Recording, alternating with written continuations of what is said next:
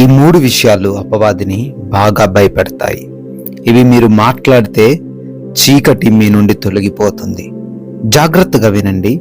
అపవాది నీవు చర్చికి వెళ్ళినంత మాత్రాన భయపడడు. నేను నా దేవుణ్ణి నమ్ముతున్నాను అని గట్టిగా చెప్పినంత మాత్రాన భయపడడు. ఈ 3ంటిని నువ్వు ఖచ్చితంగా ప్రకటిస్తే వాడు తప్పకుండా భయపడతాడు.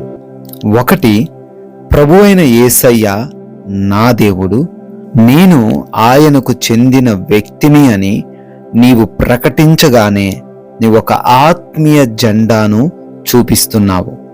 నేను వెలుగుకు సంబంధించిన వ్యక్తిని అని, చీకటికి నాకు సంబంధం లేదు అని నువ్వు ప్రకటిస్తున్నావు. అప్పటి నుండి సాతానుకు నీ పైన అధికారం ఉండనే ఉండదు. నీ పైన అధికారాన్ని వాడు కోల్పోతాడు. 2వ విషయం, యేసు రక్తము నా పైన నా కుటుంబం పైన ఉంది అని నీవు ప్రకటించగానే నిన్ను ఆవరించిన చీకటి, నీ కుటుంబాన్ని ఆవరించిన వేదనలు అన్నీ కూడా తొలగిపోతాయి. ఆ రక్తము రక్షణకు చిహ్నము, పరలోకపు దుర్గము. అపవాది అది చూచినప్పుడు అర్థమవుతుంది, ఈ స్థలము సర్వశక్తిగల దేవునికి చెందినది, నాకు సంబంధం లేనిది అని. వాడు నీ దగ్గర అస్సలే ఉండడు.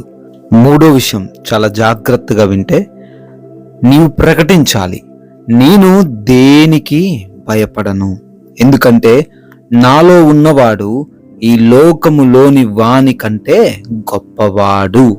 ఎప్పుడైతే నీవు దీన్ని పలుకుతావో నీవు గుర్తించాలి, నీవు ఒంటరివి కాదు, నీవు పరిశుద్ధాత్మకు నిలయమై ఉన్నావు అని.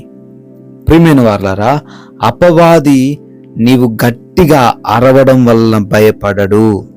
నిశ్శబ్దంగా దేవుని పైన విశ్వాసం ఉంచడం వల్ల భయపడతాడు. కాబట్టి నువ్వు యేసయ్య ద్వారా ఈరోజు విడుదల పొందుకోవాలి అని అనుకుంటే ఆమెన్ అని నువ్వు ఈరోజు ప్రకటించు.